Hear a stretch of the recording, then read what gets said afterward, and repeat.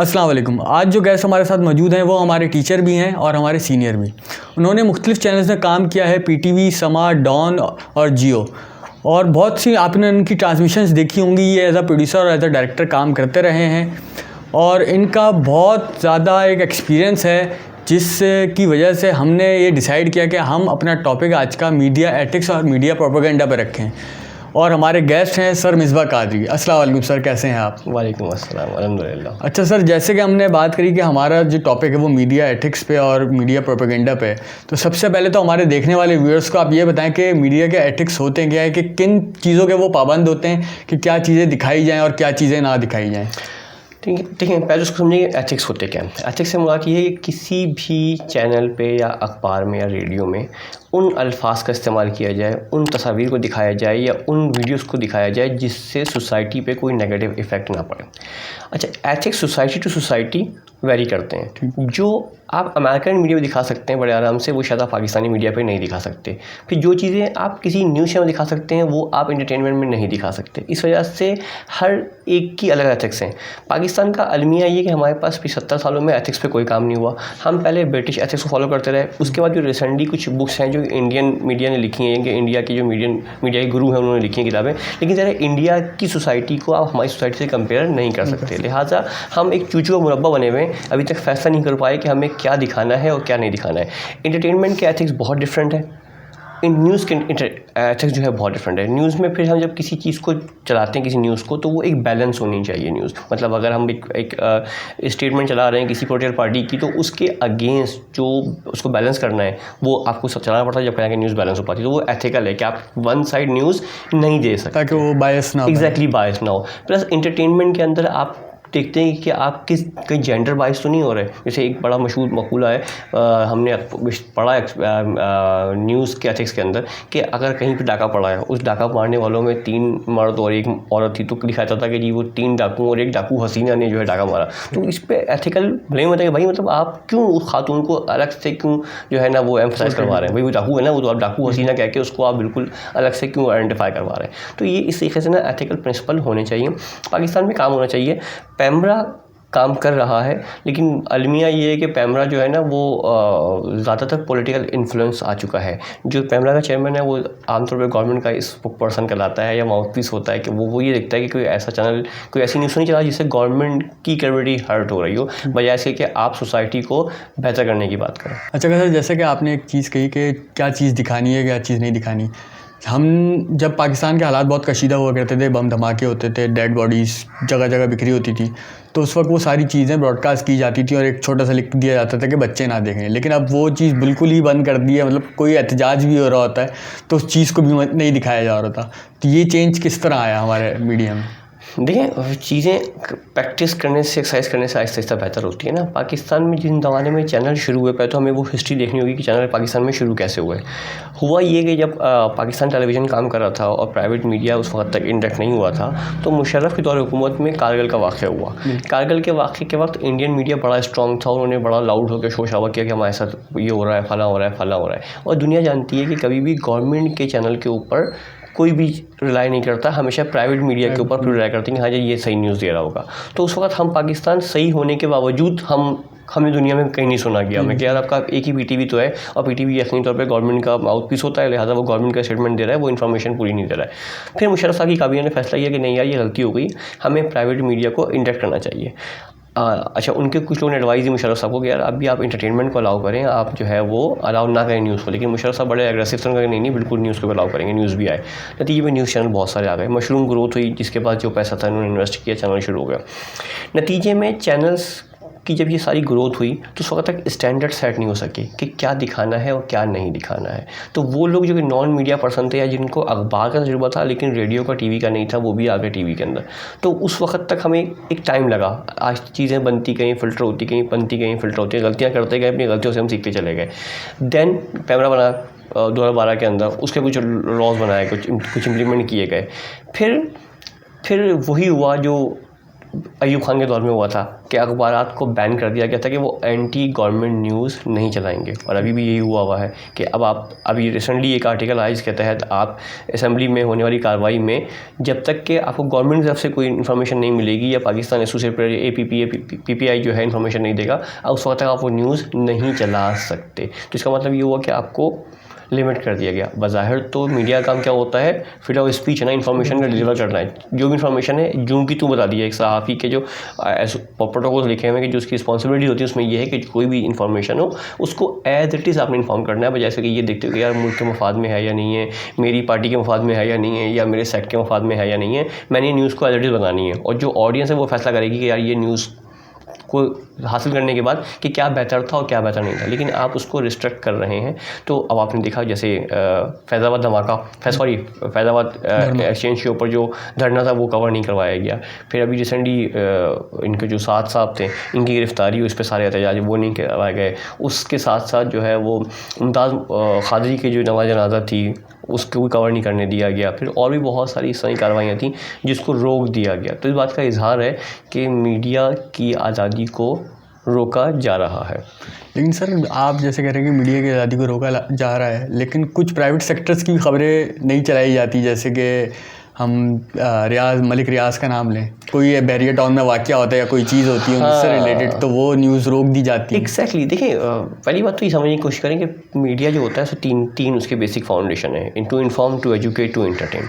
आप information deliver करने में बीच में कुछ गेट कीपर्स होते हैं, वो फैसला करते हैं कि न्यूज़ जानी है या नहीं जानी है, इसके जाने से आपको फ़ायदा होगा नुकसान होगा। लेकिन उसमें फिर फंड्स इन्वॉल्व हैं, उसमें पॉलिटिकल प्रेशर इन्वॉल्व है, उसमें एजेंसीज़ और गवर्नमेंट के मफादात इन्वॉल्व हैं। वो न्यूज़ को रोक देते हैं कि यार ये न्यूज़ से हम डैमेज हो सकते हैं। अब आपसे मलिक रियाज की बात करते हैं, वेटरन की बात करते हैं कि इलेक्ट्रिक की न्यूज़ कवर नहीं होती, ठीक है। इसके अलावा और बहुत से ऐसी पार्टीज़ हैं जिनके नाम नहीं लिए जाते कि यार एक कालन पार्टी ने या एक पॉलिटिकल पार्टी ने इस तरह किया, तो वो रोक देते हैं इन्फॉर्मेशन को। अब वो इन्फॉर्मेशन रोकने के पीछे हर एक के मफादात होते हैं। कभी पैसा इन्वॉल्व होता है, कभी पॉलिटिकल प्रेशर इन्वॉल्व होता है, कभी गवर्नमेंट इन्वॉल्व होती है, कभी कोई और प्रेशर ग्रुप इन्वॉल्व होता है कि यार ये आप नहीं चलाएंगे। अच्छा सर, ये प्रेशर जो है सिर्फ मुल्क के अंदर से ही होता है या कहीं बाहर से बैठ के भी प्रेशराइज़ किया जा रहा होता है चैनल्स को, या उनको डिक्टेट किया जा रहा होता है? अच्छा, हम ना बहुत छोटे स्पेक्ट्रम में देख रहे हैं, चीज़ ना बहुत बड़ी है। दुनिया भर में जो भी न्यूज़ का फ़्लो होता है, या ऐसी न्यूज़ ही की नहीं, एंटरटेनमेंट की बात भी करें तो किन टॉपिक्स पर मूवी बनेंगी, क्या डिलीवर होगा, डायरेक्ट या इनडायरेक्ट या सबलिमिनल मैसेज क्या होगा, न्यूज़ क्या डिलीवर होगी, किस तरह डिलीवर होगी, आउटकम क्या आना चाहिए, ये सब कुछ डिज़ाइन हुआ होता है। आपको पता होता है कि आप जो न्यूज़ चलाएंगे उसका इम्पैक्ट क्या आएगा नतीजे में। अच्छा, कुछ पॉलिसीज़ होती हैं गवर्नमेंट की, कुछ चैनल की पॉलिसीज़ होती हैं, और कुछ इंटरनल या एक्सटर्नल प्रेशर होता है। नतीजे में आप वो न्यूज़ रोक देते हैं कि ये न्यूज़ डिलीवर नहीं होगी। अच्छा सर, जैसे कि आवाम में एक तासुर है कि ARY जो है वो ज़्यादातर PTI को सपोर्ट करता है और जो जियो है वो नून लीग को या एंटी आर्मी ज़्यादा प्रोपेगेंडा करता है, तो ये जो आवाम में तासुर है वो सही किस हद तक सही है?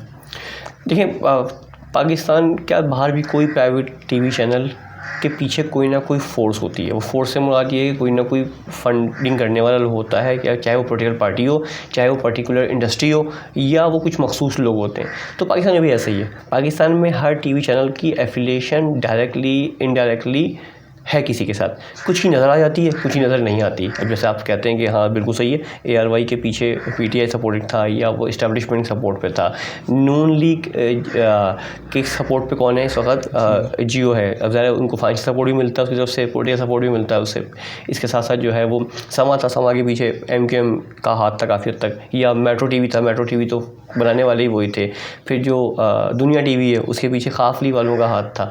तो आपकी एफिलिएशन होती है, क्योंकि कोई पॉलिटिकल पार्टी को अपनी प्रोटेक्शन करवाने के लिए एक चैनल की ज़रूरत पड़ती है, वो चैनल उसका सॉफ्ट मैसेज फॉरवर्ड करती है।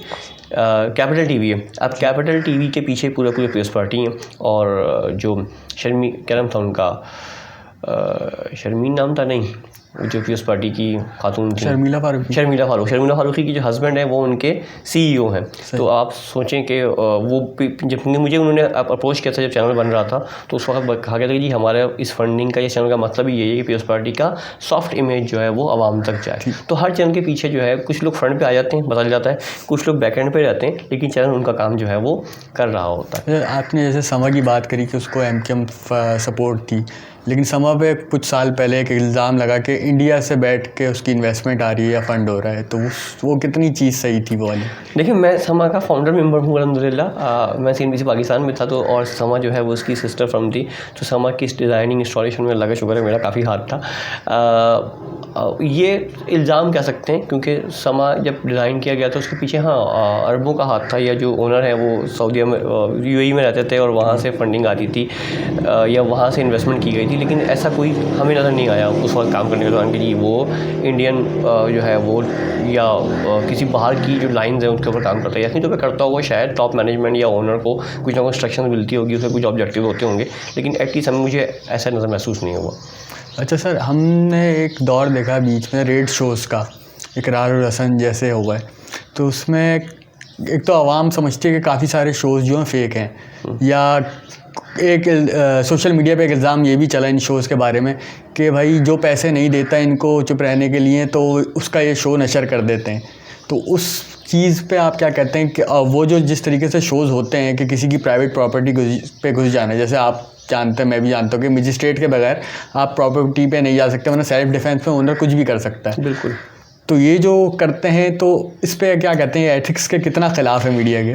यार ये ना टेक्निकली और एथिकली तो गलत है। आप बगैर प्रूफ के कैमरा लेके किसी के पास जा ही नहीं सकते, और ऐसे कुछ केसेस सामने आए कि उन्होंने गलत जगह छापा मार दिया, उन लोगों की अच्छी खासी क्रेडिबिलिटी ख़राब हो गई, क्योंकि आप जब शूट करके लेके आ जाते हैं और फिर आपकी मर्ज़ी के आप एडिट पे जो मर्ज़ी डाल दें, ठीक है, तो जो नहीं भी निकला था वहाँ पे या जो नहीं भी हुआ था वो भी उन्होंने एडिट करके डाल दिया। बल्कि मैं तो एक न्यूज़ ये भी सुनी थी कि किसी घर पे गलती से छापा मार दिया, वहाँ फैमिली रहती थी और वहाँ की लड़कियों को शूट किया, अब क्योंकि शूट होके आ गया था लिहाजा दिखाई गई जी यहाँ पे जो है ना वो गलत किस्म के मामलात होते हैं, तो बेचारों की उस पूरी फैमिली की क्रेडिट उन्होंने ख़राब कर दी ना।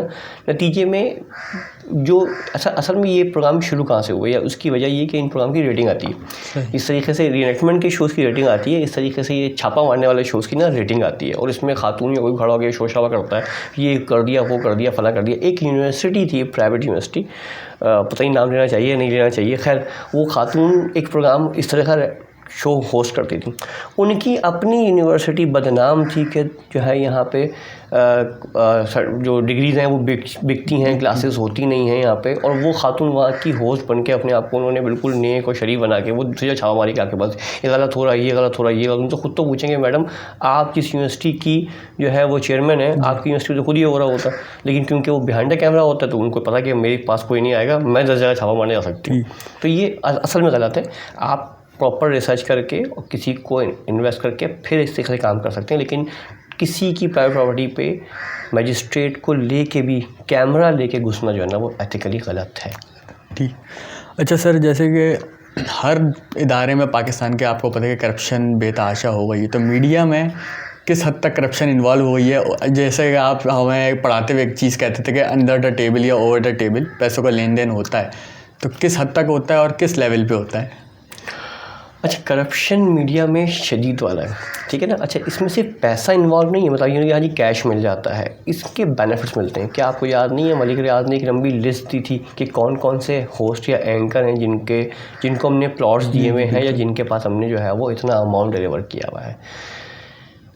मीडिया एक टूल है, और टूल को इससे यूज़ करते हैं कि आप अपना मैसेज कन्वे करें मासेस तक आसानी के साथ और बहुत जल्दी।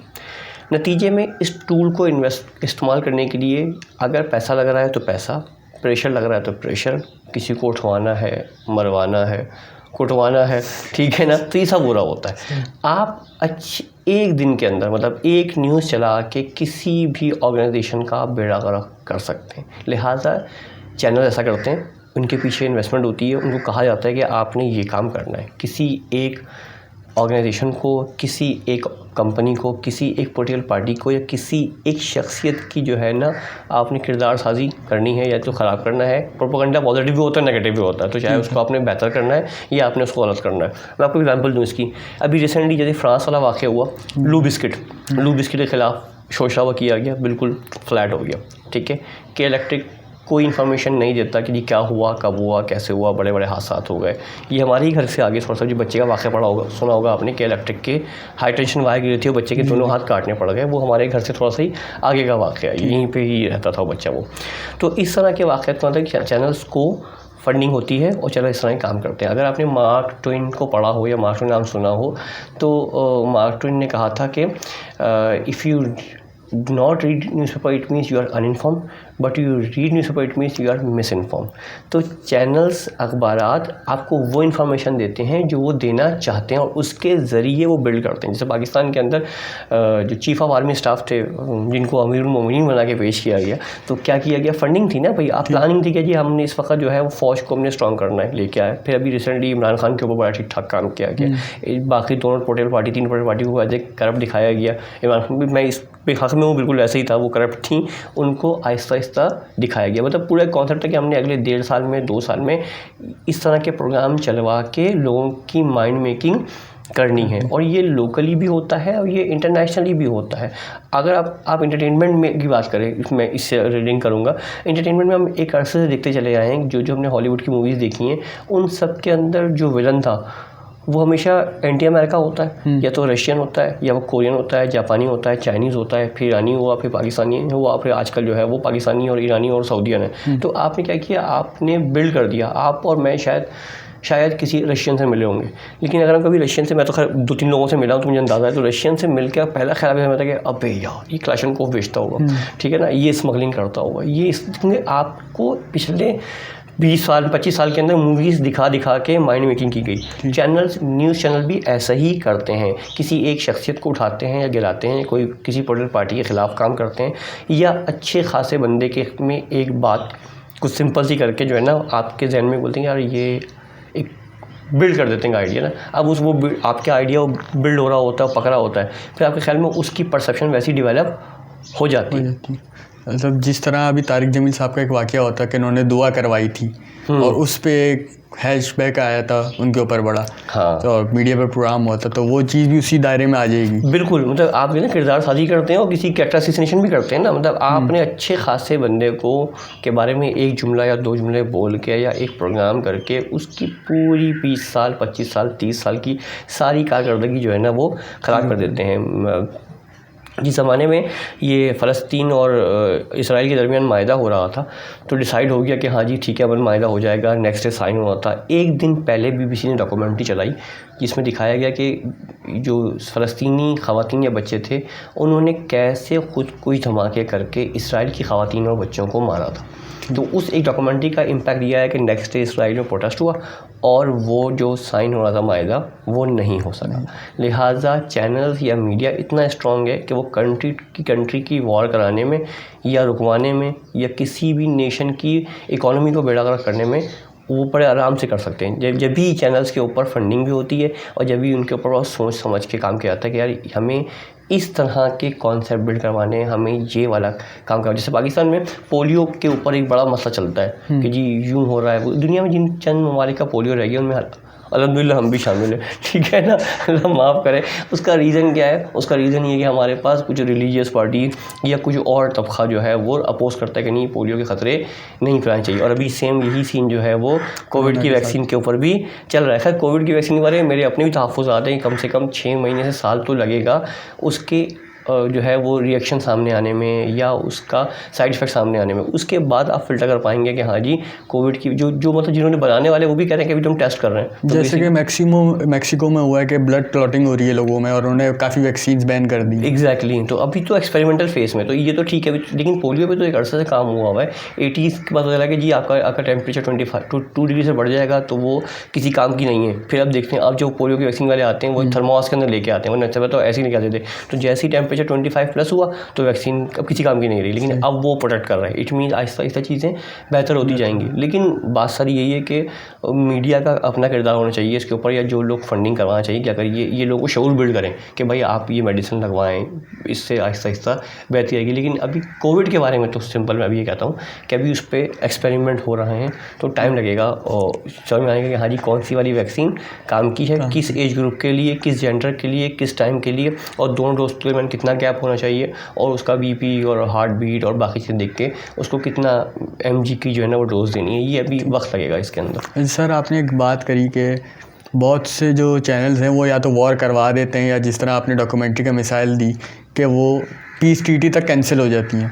अब जैसे हमारा हमसाया मुल्क है इंडिया, उन्होंने एक ऐसा एजेंडा लेके चले गए, ऐसा एंटी पाकिस्तान और एंटी मुस्लिम एजेंडा इतना उन्होंने डेवलप कर दिया अपनी नेशन में, तो उसके क्या दूरस्थ नताइज होंगे, और क्या हमारे मीडिया ने उस तरह साइकोलॉजिकल डेवलपमेंट करी हमारी नेशन की? अच्छा, इस सवाल के ना 2-3 पार्ट हैं। पहली बात तो ये समझें कि इंडियन मीडिया हमसे 10 साल पहले आज़ाद हुआ, ठीक है, मतलब उनके पास प्राइवेट चैनल हमसे 10 साल पहले आ गए। सेकंड, पॉपुलेशन के ग्रोथ की वजह से उनके पास चैनल कंजम्पशन है। पाकिस्तान में इस वक्त 100+ चैनल चल रहे हैं, उनके पास 750 चैनल चल रहे हैं, तो 750 चैनल एक बहुत बड़ा नंबर है। और उससे ज़्यादा इंटरेस्टिंग बात यह है कि वहाँ जो हिंदी ज़बान का चैनल है वो नंबर 1 नहीं है, रेटिंग उसकी नहीं आती, रेटिंग आती है तमिल ज़बान के चैनल की। इसका मतलब तमिल लोग ज़्यादा टीवी देखते हैं, या तमिल मीडिया ज़्यादा अपना रोल प्ले करता है। इंडियन मीडिया के पास एजेंडा क्या है? अच्छा, थोड़ा सा और पीछे चले जाएँ, अब इसके पीछे ले जाएंगे। आप हिस्ट्री पढ़ें। पाकिस्तान बनने से पहले, या जब ये उनकी बरसगीर में बहादुर शाह ज़फ़र की गवर्नमेंट ख़त्म हुई है और अंग्रेज़ आए हैं, अगर आप हिंदू मज़हब का मुताला करें ना, तो हिंदू कोई एक मज़हब नहीं है। हिंदू मज़हब के अंदर पहले वो 4 हैं सेक्टर, मतलब ब्राह्मण है, 4 वेद हैं। उसके बाद उसके अंदर 2500 सेक्ट्स हैं, उसके अंदर फर्दर 33,000 अलग सेक्टर्स हैं। तो वो बहुत नैरो डाउन चला जाता है, और अलग अलग छोटे छोटे बहुत सारे हिस्से हैं। तो वो कोई एक मज़हब तो है ही नहीं। अगर उनकी जो रावण है वो जो कितना 11 साल वाला है, वो अगर वो एक साउथ में जलाते हैं उसको, तो नॉर्थ में उसकी पूजा करते हैं। तो उनके पास तो जो उनका वो है क्या कहते हैं उसके बुत हैं, वो भी एक नहीं है। नतीजे में इंडिया में पाकिस्तान बनने से पहले हिंदुओं में अंग्रेज़ों ने आर्टिफिशियल यूनिटी क्रिएट करवाई कि तुम सारे हिंदू जो अलग अलग बुतों को पूछते हो, तुम लोग सब आपस में यूनिटी क्रिएट करोगे, तब कहीं जाके मुसलमानों को खाला कर दोगे। मतलब उस वक्त भी बरसगीर में हिंदुओं की आबादी ज़्यादा होने के बावजूद कई 100 साल तक मुसलमानों की गवर्नमेंट रही। क्यों? क्योंकि मुसलमान स्ट्रॉन्ग थे और हिंदू में यूनिटी नहीं थी। पिछली वो एक मज़हब तो था ही नहीं ना, तो वो मज़हब के नाम पे तो इत्तेहाद उनमें हो नहीं सकता था। तो उनको आर्टिफिशियली यूनिटी क्रिएट करवाई गई, फिर मुसलमानों से उनको लड़वाया गया, उसके बाद कहीं जाके उनकी गवर्नमेंट बनवाई गई या वो स्ट्रॉन्ग करवाया गया। अब जब इंडिया बन गया, आज़ाद हो गया, अब उनके पास यूनिटी करने के लिए क्या चीज़ थी?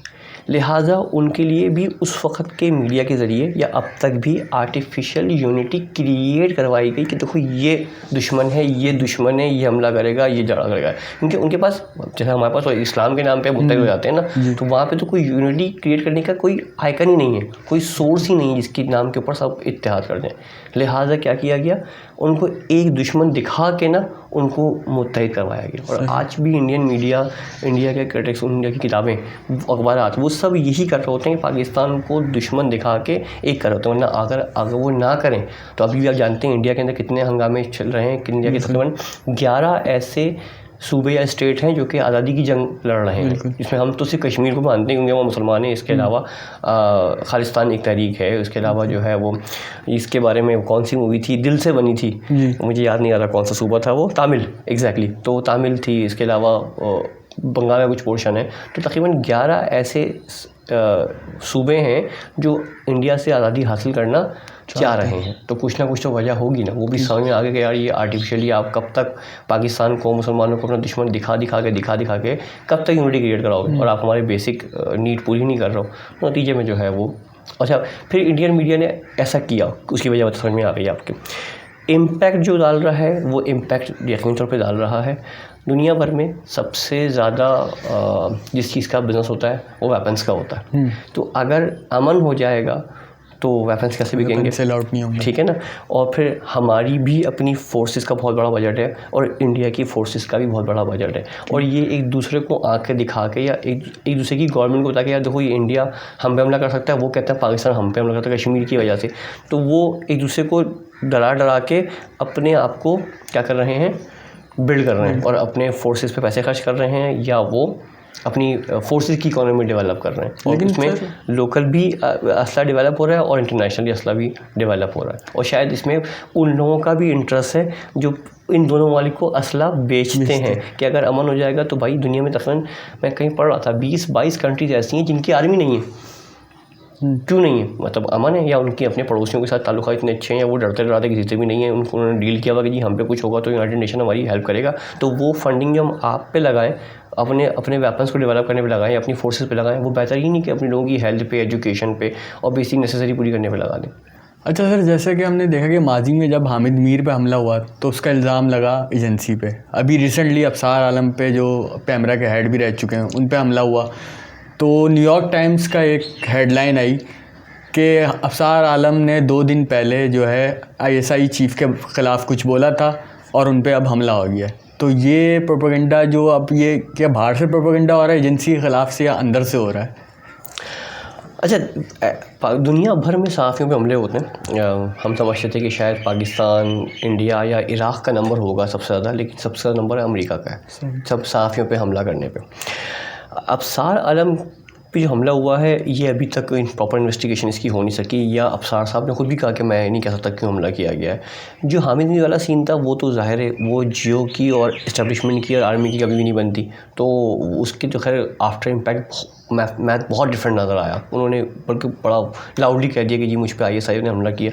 मेरी समझ ये नहीं आया कि ISI वाले बाइक पे कब घूमते हैं, और अगर मारना होता तो वो तो उनकी एक गोली काफ़ी होती है। और उसने कहा था, किसने कहा था कि टांगों में गोली मारे उनको, तो ये ज़रूरी नहीं कि हर चीज़ जैसा हाथी के दांत दिखाने के अलग होते हैं, खाने के अलग होते हैं, तो ये हमला किसी और ने करवाया अगर हो, कोई और मैसेज करने का तो मुमकिन है। अब सारा पे भी हमला हुआ है, वो हमला किसी और को डराने के लिए इन पे हमला किया गया हो सिर्फ, लेकिन अफसार आलम कोई ऐसी शख्सियत नहीं है कि उन्होंने कोई कंट्रोवर्सी क्रिएट की हो, वो हमेशा अच्छे रहें, क्लियर रहें। जब वो पैमरा के चेयरमैन थे उस वक्त उन पर चैनल वालों ने कुछ इल्ज़ाम लगाए थे कि यार ये सपोर्ट नहीं कर रहे हैं हमें, लेकिन वो प्रोफेशनल वे के अंदर इल्ज़ाम थे। तो ये अभी तक मेरी भी समझ में नहीं आया कि इन पर हमला जो है वो क्यों किया गया है, और अखबारात और दीगर सहाफ़ी और पुलिस भी कुछ कहने से अभी जो है ना वो बालातर है कि वजह क्या है हमले की। और जहाँ तक बात है कि बाहर से प्रोपेगेंडा होता है, तो बिल्कुल बाहर से प्रोपेगेंडा होता है। अगर आपने वो इंडियन सीरीज़ देखी हो पताल लोग, तो आपको अंदाज़ा हुआ होगा कि जी कैसे चैनल्स को या मीडिया को जो है ना वो इन्वॉल्व करके अपने काम करवाए जाते हैं, या अपने अल्फाज किसी और के मुंह में डाले जाते हैं कि वो बात मैसेज कन्वे हो जाए या फॉरवर्ड हो जाए। अच्छा सर, जैसे कि अभी हमने देखा एक रिसेंटली जर्मन रिपोर्ट आई, और उससे पहले 2-3 महीने पहले एक CIA की रिपोर्ट, जो बाइडन नए सदर जो आए US के, उनको एक रिपोर्ट पेश की गई। उसमें पाकिस्तान के मिसाइल्स के बारे में कुछ खबरें थी, और अभी जो जर्मन रिपोर्ट आई उसमें उन्होंने कहा कि जो न्यूक्लियर प्रोग्राम है पाकिस्तान का वो वापस तालिबान के साथ, क्योंकि TT हो रही है तो US वापस चलाएगा। वो कह रहे हैं कि तालिबान कैप्चर कर सकता है हमारे न्यूक्लियर को। तो ये जो अब ये प्रोपेगेंडा जो हमारे मिसाइल्स पे और न्यूक्लियर प्रोग्राम पे हो रहा है, क्या ये प्रोपेगेंडा उसी तरह किया जा रहा है जिस तरह इराक वॉर पे उस वक्त मीडिया ने प्रोपेगेंडा किया था, एक नई वॉर थोपने के लिए हम? हाँ, वेपन्स ऑफ मास डिस्ट्रक्शन। देखिए ऐसा ही है, अगर आप जितने भी जिन तमाम कंट्री के पास न्यूक्लियर पावर्स हैं उनमें शायद पाकिस्तान वाहिद मुस्लिम पावर है। अच्छा, पाकिस्तान के और दीगर मुस्लिम कंट्री से बड़े से ताल्लुक़ है, इसमें सऊदीया हो गया, UAE हो गया, टर्की हो गया। तो बज़ाहिर जो इंटरनेशनल मीडिया को या बाकी लोगों को खौफ है वो ये है कि पाकिस्तान से ये न्यूक्लियर वेपन्स और ये टेक्नोलॉजी कहीं और मुल्कों में जा सकती है, उनको ये डर ज़रूर है। अच्छा, तालिबानाइजेशन या तालिबान के पास जाने वाला ये भी प्रोपेगेंडा है। तालिबान की अगर आप पूरी हिस्ट्री पढ़ें तो ये भी अमेरिकन CIA और पाकिस्तान की ISI ने मिल के बनाया है, मतलब हमारा अपना बगल बच्चा है, या हमने ही उसको जो है ना वो तरबियत की है। तो फिर वो एक टर्मिनोलॉजी और आ गई, गुड तालिबान और बैड तालिबान। तो जो आपकी बात मान रहे थे वो गुड तालिबान, जो आपकी बात नहीं मान रहे हैं वो बैड तालिबान।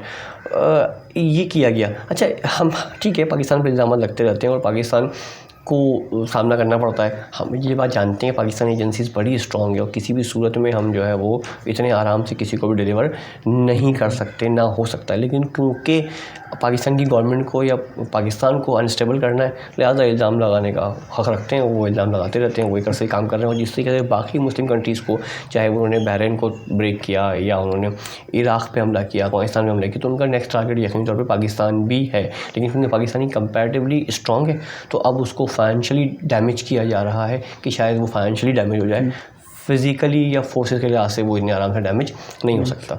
अच्छा सर, जो मेन स्ट्रीम मीडिया है इसका फ्यूचर आपको क्या दिखता है कि टीवी सेट्स जो है, एक बहस रही है कि भाई नेटफ्लिक्स आ गया, ये आ गया, अब हर किसी के मोबाइल हाथ में टीवी है, मोबाइल की सूरत में किसी सूरत में, तो मेन स्ट्रीम मीडिया का जो टीवी से ताल्लुक़ है वो कितना ख़त्म हो जाएगा फ्यूचर में?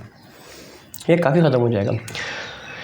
मेरी प्रेडिक्शन ये है कि शायद 15 से 20 साल के अंदर टेलीविज़न रिस्ट्रिक्ट हो जाएगा सिर्फ करंट अफेयर के ऊपर और स्पोर्ट्स के ऊपर। बाकी जो इंटरटेनमेंट है वो आप टीवी पर नहीं देखेंगे, वो आप किस पे देखेंगे? अपने वेब पे देखेंगे।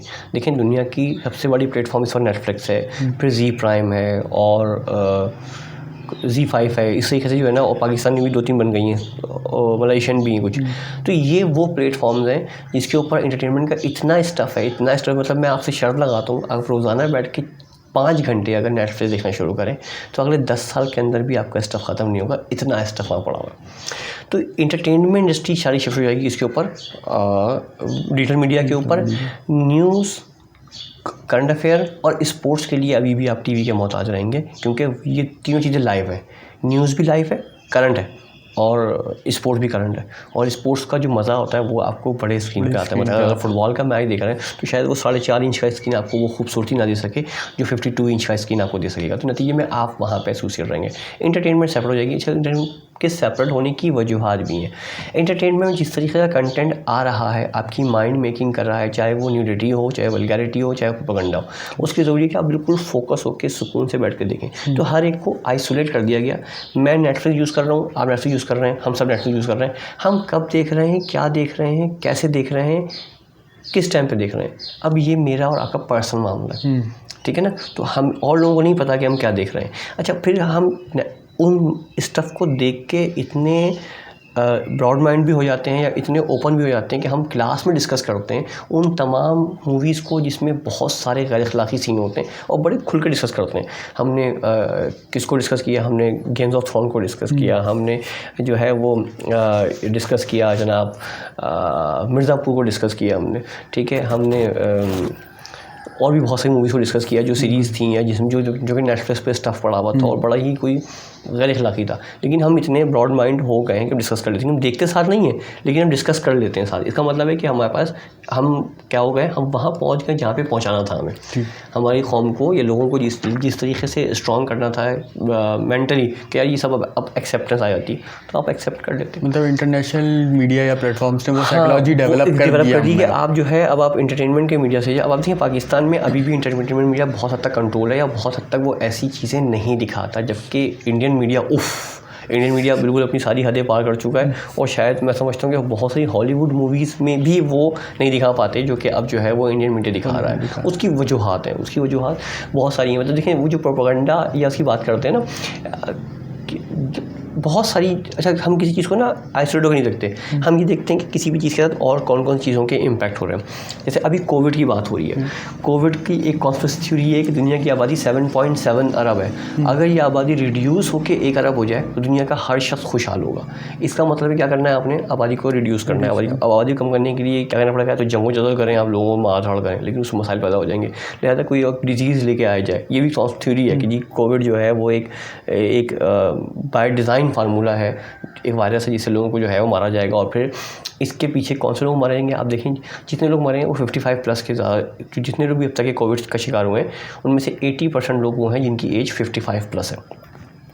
वो ये कहते हैं कि जो लोग 60 साल से ऊपर चले आते हैं वो जीडीपी में अपना रोल प्ले नहीं करते, वो घर बैठे हुए हैं। अच्छा, पाकिस्तान में तो खैर या इंडिया के अंदर तो खैर हम बड़ी उम्र के लोगों को फैसिलिटेट नहीं करते, लेकिन दुनिया के डेवलप कंट्री के अंदर जो लोग रिटायर हो जाते हैं उनकी मेडिकेशन, उनकी हेल्थ केयर, उनकी फिटनेस और बाकी चीज़ों के लिए गवर्नमेंट फंडिंग दे रही होती है, या उनका अपना एक्सपेंडिचर ज़ीरो होता है, सबको गवर्नमेंट रिस्पॉन्सिबिलिटी है। तो वो बहुत बड़ा बर्डन है गवर्नमेंट के ऊपर।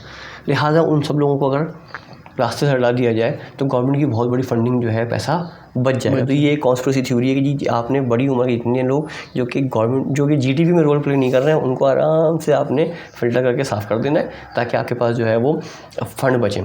एक तो ये कॉन्सेप्ट है। दूसरा ये कि पॉपुलेशन कम करनी है। पॉपुलेशन जो है वैसे कम होगी। हमारे पास पाकिस्तान में ठीक है, हमारी जो एवरेज एज है वो 27 ईयर है, मतलब फ़कत यूथ पाकिस्तान में ज़्यादा है। और इसी को कंपेयर करें कनाडा से, तो कनाडा में जो एवरेज है वो 40 है। मतलब इस वक्त लड़के यंग लोग कम है और सारे जो है वो एजिड लोग ज़्यादा हैं। तो जितने बड़े बड़े उम्र के लोग हैं उनको जो है वो फ़िल्टर किया गया। तो ये है। अच्छा, हम बात कर रहे हैं किसकी, कॉन्सेप्ट क्या बिल्ड किया गया या क्या किया गया। इंडिया के अंदर दुनिया की सबसे बड़ी पॉपुलेशन है, उनको बिल्ड किया गया या उनके पास कुछ चीज़ें ऐड की गई जो कि वेस्टर्न सोसाइटी से ऐड हुई। मसलन क्या किया उन्होंने अब इम्पैक्ट डाला है कि जी आप जो है वो मैरिड लाइफ छोड़ें और आप जो है वो कपल बना के, पेयर बना के रहना शुरू कर दें, लिविंग रिलेशनशिप के ऊपर। इस चक्कर में इंडियन सुप्रीम कोर्ट ने एक लॉ पास किया जिसके तहत जो है वो गेज मैरिज अलाउ कर दी। पहले गे मैरिज के ऊपर 12 साल कैद और कुछ जुर्माना था। अब उन्होंने कैद और जुर्माना ख़त्म कर दिया। उन्होंने कहा ठीक है, लीगलाइज नहीं है ये, लेकिन इस पर अब कोई सज़ा भी नहीं है। जब सज़ा नहीं है तो ऑटोमेटिकली आपने जो है ना बेसिकली क्या किया, आपने प्रमोट किया ना कि हाँ ठीक है, ओके रह लो।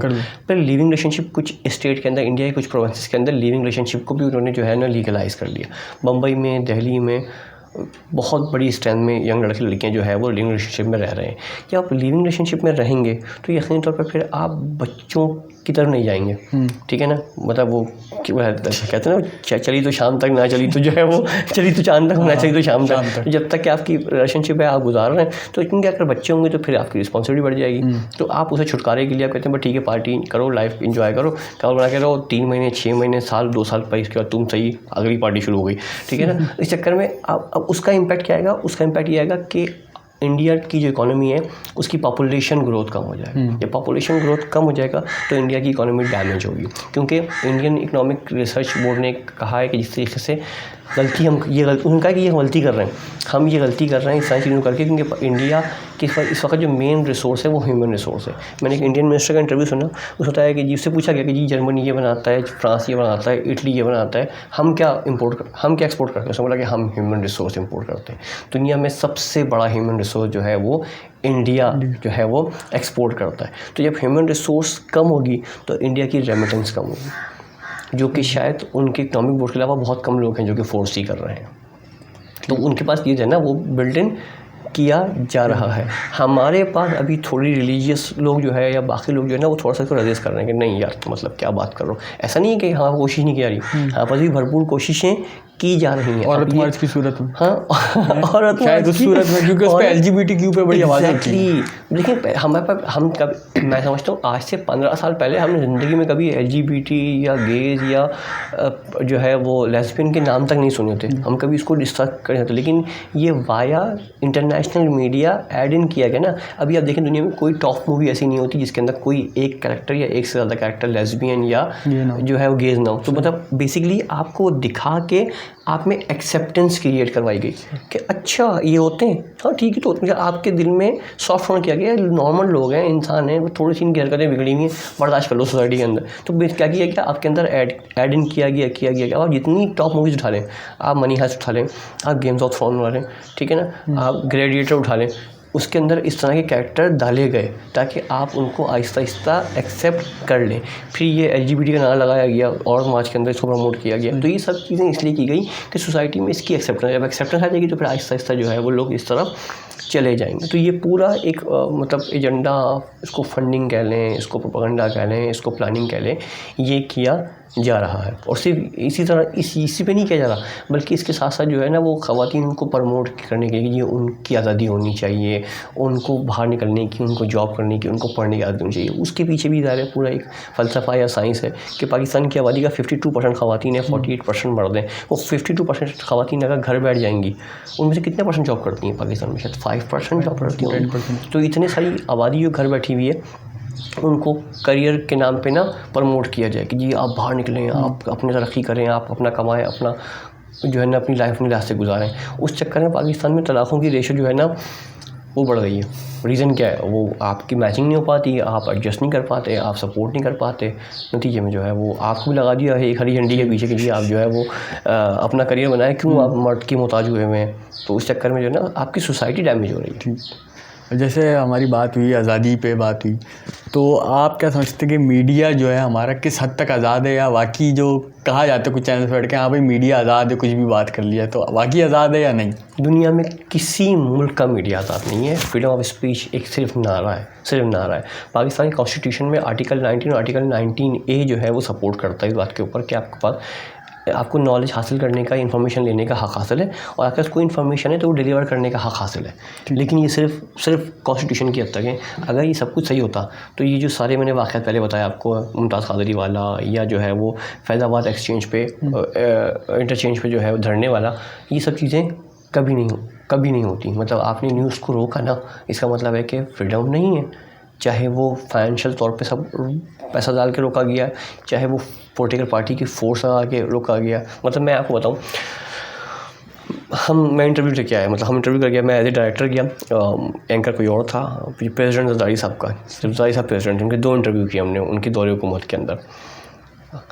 क्वेश्चन पहले भेज दिया जाता है कि सर बोलते हैं क्वेश्चन बताइए क्या होंगे।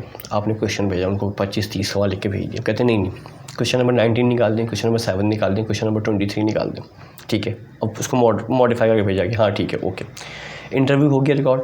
इंटरव्यू के दौरान प्रेसिडेंट साहब के साथ सपोर्ट पे 2 या 3 लोग बैठे हुए होते हैं जो बीच में जुमले दे रहे होते हैं कि सर ये नहीं ये बोलें, इसको ऐसे नहीं ऐसे करें, इसको ऐसे नहीं ऐसे बोलें।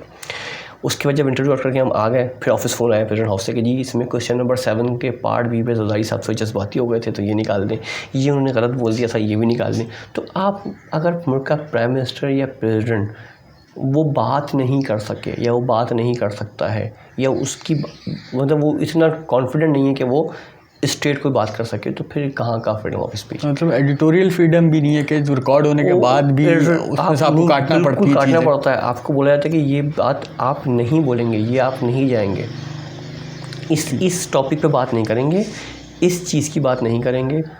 ये न्यूज़ की बात हो रही है, इंटरटेनमेंट के अंदर भी एक्जैक्टली ऐसे ही होता है कि आप इन टॉपिक पर ड्रामा नहीं बना सकते, ये चीज़ हम डिस्कस नहीं कर सकते। तो न्यूज़ तो प्योरली जो है ना वो फोर्स्ड है, पाकिस्तान के अंदर भी फोर्स्ड है और दुनिया भर के अंदर भी फोर्स्ड है कि यार ये बताना है। जब लतीफ़ा है ना, आपने सुना होगा कि बच्चा अपने जाके अम्मी को बोलता है अम्मी भाई ने मुझे पहला, तीसरा, 5वां और 7वां थप्पड़ मारा। अम्मी कहती है बेटा दूसरा, चौथा, छठा कहाँ कह वो मैंने मारा था ना।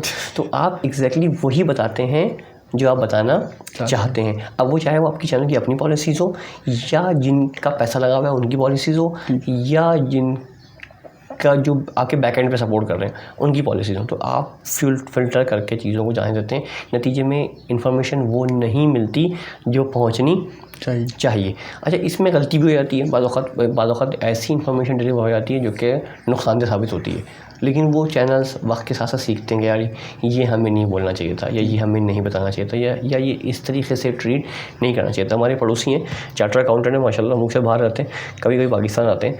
तो जब बेनज़ीर असोसिएशन हुई तो वो पाकिस्तान आए हुए थे इत्तेफाक से। तो जब ये वाक़या हुआ तो बेचारे वही फंसे, हम भी फंसे बहुत बुरी तरीके से। खैर उन्होंने उसके बाद मुझसे बोला कि यार मिसबाह, अगर चैनल डिसाइड कर लेते कि हमने ये एसोसिएशन की न्यूज़ को आधा घंटा या 1 घंटा रोक लेना है, तो शायद जो लोग रोड पर निकले हुए थे वो बड़े आराम से घर पहुंच जाते। तो मैंने बोला देखें, न्यूज़ चैनल क्या बेचता है?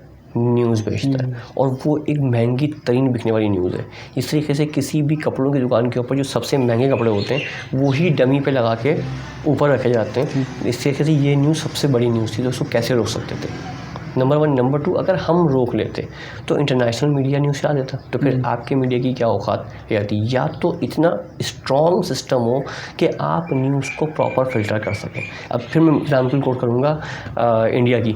अमिताभ बच्चन के यहाँ जब पोती पैदा हुई तो उससे पहले तमाम इंडियन चैनल्स ने बैठ के एक SOP बनाई कि कोई भी हॉस्पिटल में नहीं घुसेगा, कोई वहाँ से लाइव नहीं करेगा, DSNGs खड़ी होंगी, लेकिन जो भी पोता या पोती पैदा होती है, जब बच्चन फैमिली ख़ुद उसकी पिक्चर ला के अनाउंस करेगा तब हम न्यूज़ चलाएंगे। तो इसका मतलब है कि ऐसा नहीं कि दुनिया में SOP बन नहीं सकते, बन सकते हैं, लेकिन डिपेंड करता है कि वो जो शख्सियत है या जो वो न्यूज़ है उसको लोग कैसे देखना चाहते हैं या कैसे ऑर्गेनाइज करना चाहते हैं, क्योंकि अमिताभ बच्चन एक बहुत बड़ा नाम है मीडिया का, इंडियन इंडस्ट्री के अंदर, लिहाजा उनके कहने पे, या उन्होंने खुद नहीं बोला, उन्होंने किसी से करवाया होगा कि यार इस तरह की हरकत नहीं करो, इसको जो है प्रॉपर कर लो। वरना हमारे पास जब सानिया मिर्ज़ा की और शोएब मलिक की शादी हुई थी तो लोग वहाँ से मेहंदी में लाइव कर रहे हैं और बारात निकल रही है और ये, तो सारा ये एथिक्स बनाने की ज़रूरत पड़ती है। वो सोसाइटी जब बिल्ड होगी या चैनल जब बिल्ड होंगे तो वो आहिस्ता आहिस्ता खुद ब खुद बेहतर हो जाना चाहिए था। लेकिन हमारे पास माज़रत के साथ इतने अरसे के अंदर अभी तक जो है ना वो कोई